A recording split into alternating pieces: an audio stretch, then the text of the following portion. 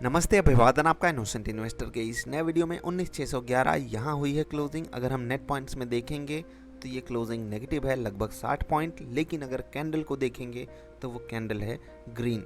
Global market से अच्छे संकेत नहीं थे, उसके बावजूद भी हमने नीचे से शानदार रिकवरी दिखाई, और वो रिकवरी क्यों आई उसको मैं आपको बताना चाहूँगा। देखिए 1 मिनट की हमने कैंडल लगाई है, हम नीचे खुले थे, काफ़ी नीचे खुले थे, उसके बाद एक गिरावट आई और अल्टीमेटली वो गिरावट थमी एक सपोर्ट के पास जो कि था 19,517 का, ठीक है, 19517। इसके बारे में हम लोगों ने कल बात करी थी। बाज़ार वहाँ से ऊपर जाना चालू की, एक रेजिस्टेंस था ऊपर बाज़ार में, आप ये चेक कर सकते हो। उसके ऊपर एक बारी बाज़ार गई, जस्ट चेक दैट थिंग, ऊपर गई बाज़ार, फिर उसी चीज़ को सपोर्ट मानने की कोशिश की, एक दो बारी नीचे भी आई, लेकिन फिर बाज़ार उसके ऊपर जैसे ही स्टेबल हुई, बहुत तगड़ी सी बाइंग आई, फिर बाज़ार अगले रेजिस्टेंस के ऊपर जा कर के सर्वाइव कर गई, जो कि बाज़ार के लिए बहुत अच्छी बात थी। लेकिन बाज़ार एक बार उसके नीचे आने की कोशिश करी, लेकिन फिर वहाँ पर एक बढ़िया कैंडल बनी और हम ऊपर चले गए, ठीक है। ये थी रिकवरी नीचे खुलने के बाद। क्या ये रिकवरी कुछ हमको संदेश दे रही थी? जी हाँ, नीचे बायर्स अवेलेबल हैं, और वो बायर्स हैं कौन? एक्चुअली देखिए, जब आप DIIs का डेटा देखोगे, वो खरीदारी कर रहे हैं भारतीय बाज़ार में, क्योंकि उनके पास कैश बहुत ज़्यादा है। तो वो नीचे के लेवल पे जैसे ही कोई फेवरेट स्टॉक देखते हैं, वो पैसा डालते हैं उसमें। इसीलिए जब भी आप गुड क्वालिटी स्टॉक खरीद रहे हो ना, तो आपको ये डरना नहीं है कि वो स्टॉक ऊपर आएगा या नहीं आएगा। आपको बस ये देखना है कि वहाँ पर बड़े लोग पैसा लगा रहे हैं या नहीं, और बड़े लोगों से मेरा मतलब है DIIs और FIIs, ठीक है। तो बाज़ार ने सपोर्ट को सम्मान देते हुए ऊपर आने की कोशिश करी है। गिफ्ट निफ्टी ठीक ठाक संकेत दे रही है, लगभग 20-30 पॉइंट ऊपर अभी ट्रेड कर रही है। उम्मीद यही है कि कल बाज़ार बिल्कुल फ्लैट खुल के ऊपर जाने की कोशिश करे। लेवल्स बताएंगे आपको, पहले स्टॉक्स डिस्कस कर लेते हैं। देखिए बजाज ऑटो एक स्टॉक है, आज ये टॉप गेनर था, लगभग 6.5% ऊपर है निफ्टी का ये स्टॉक। 20% इन्होंने ईयर ऑन ईयर अपना प्रॉफिट बढ़ा लिया, 20% यहाँ पर क्या हुआ है, प्रॉफिट बढ़ गया, और लोग झूम झूम के इस स्टॉक को खरीदे। अब देखिए, ऐसे स्टॉक्स को क्या पकड़ा जा सकता है? क्या हम न्यूज बेस्ड स्टॉक में ट्रेड करके पैसा बना सकते हैं? मेरे हिसाब से ये चीज़ बहुत ज़्यादा रिस्की है। देखो, पहले से ही स्टॉक मार्केट रिस्की होता है, ऊपर से एडेड रिस्क हम न्यूज़ बेस्ड उसमें डाल देते हैं, तो मुझे बहुत कम चांसेस में ऐसा लगता है कि वहाँ पर आसानी से पैसा बनाया जा सकता है।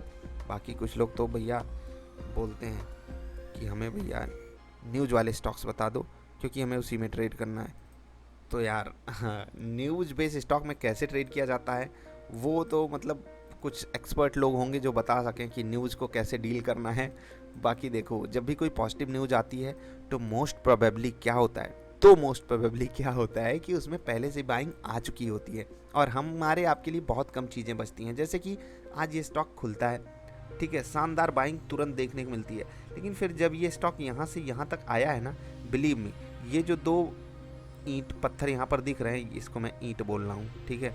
सो यहाँ पर आप देखो 5375 है, ठीक है, और ये 50 है, और ये 25 है।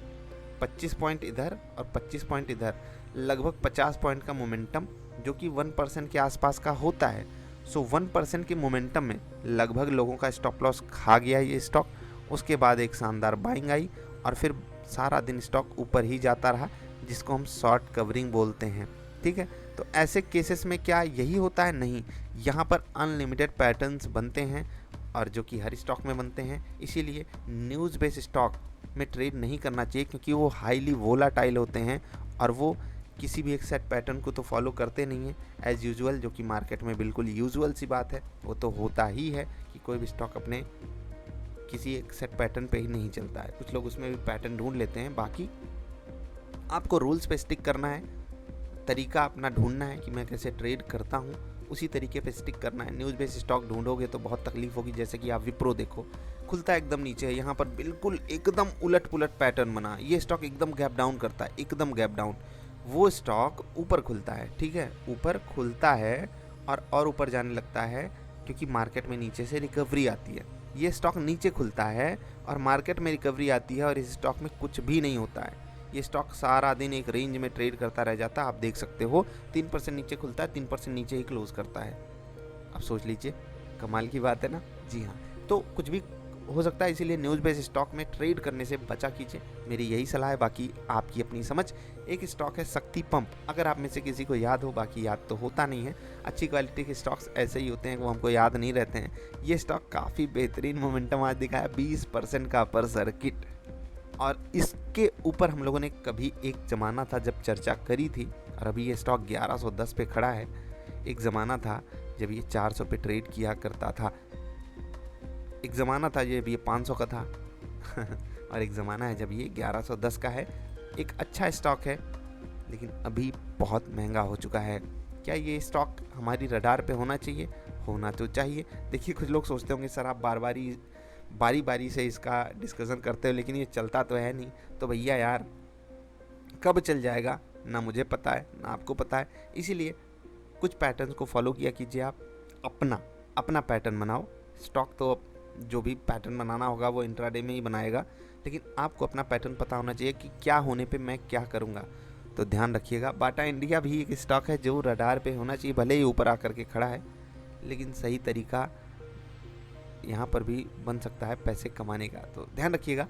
बाकी निफ्टी के लेवल्स आपको बता देते हैं। देखिए, कल के लेवल तो बहुत कमाल के चले और बहुत बेहतरीन तरीके से बाजार ने उनको सम्मान भी दिया, लेकिन अभी कल है फ्राइडे, तो आपको 2-3 बातें ध्यान रखनी होंगी। पहली चीज़, एफआईआईज़ की बिकवाली ग्लोबल मार्केट को देख करके ही आती है, तो उनके ऊपर थोड़ा सा आपको ध्यान रखना है कि मार्केट में क्लोजिंग कहाँ होती है, ग्लोबल मार्केट्स में क्लोजिंग कहाँ होती है, वो आपको ध्यान में रखना है।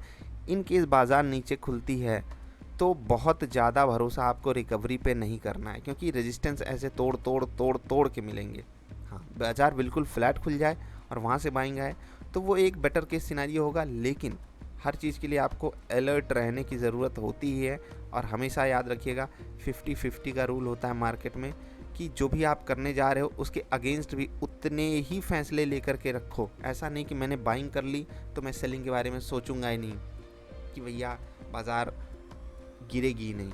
बाज़ार कुछ भी कर सकती है, आपके बिल्कुल खिलाफ जा सकती है। आप जहाँ सोचो कि यहाँ से बाज़ार ऊपर जाएगी, वहीं से हो सकता है बाज़ार नीचे घूम जाए।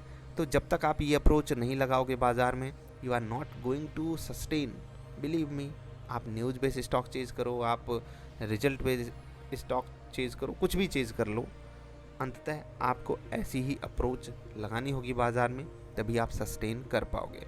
तो जो आपके लिए सपोर्ट लेवल रहेगा 562 का नीचे के लेवल पे, ठीक है, 523 का और 461 का, ये आपको सपोर्ट के रूप में ध्यान रखना है। इन केस बाज़ार गिरती है तो हमारे लिए यही सपोर्ट होगा।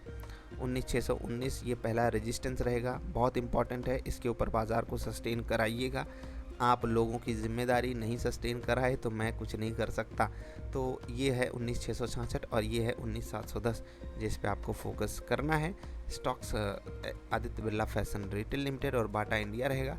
एक स्टॉक पे और आप नज़र रख सकते हो, वो है SBI कार्ड, नज़र ही रखिएगा। कोई ट्रांजैक्शन करना हो तो फाइनेंशियल एडवाइज़र से सलाह ज़रूर लीजिएगा। अभी के लिए इतना ही। वीडियो पसंद आए लाइक कर देना। जल्दी मिलेंगे, कल शुक्रवार है तो थोड़ा एक्स्ट्रा अलर्टनेस दिखाने की ज़रूरत होती है उस दिन, तो ध्यान दीजिएगा। अभी के लिए इतना ही, जल्दी मिलेंगे, नमस्कार।